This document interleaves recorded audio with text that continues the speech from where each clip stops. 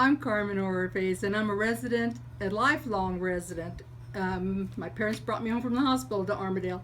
I've always lived in Armadale, and I've always been very happy to live here. No one lives in Armadale that doesn't want to live in Armadale, by choice, and I like it. Always have. Been here for, I think my children are the 5th generation Armadale. And Mr. Dupree came to my door, asked me for my vote.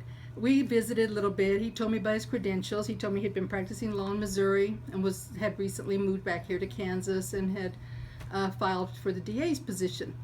He knew that I was a supporter of Mr. Gorman, but he proceeded to tell me and tried to convince me to vote for him. And his tactics of trying to convince me was to tell me that people from Johnson County will not come into Wyandotte County after dark. And I said, that's okay, we're fine with them not coming to Wyandotte County.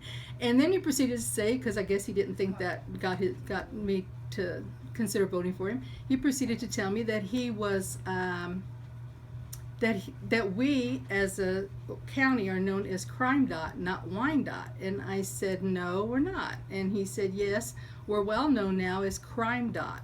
And I told him that I found that term to be highly insulting and inappropriate for somebody that's trying to ask for a vote. And he said, well, and he repeated how people don't like to come to Wyandotte County. And I said, well, that's okay. And I told him how insulted I was, that it was inappropriate and wrong.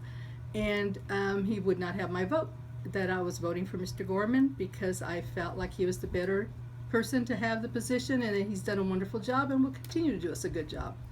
And he turned around and left my porch.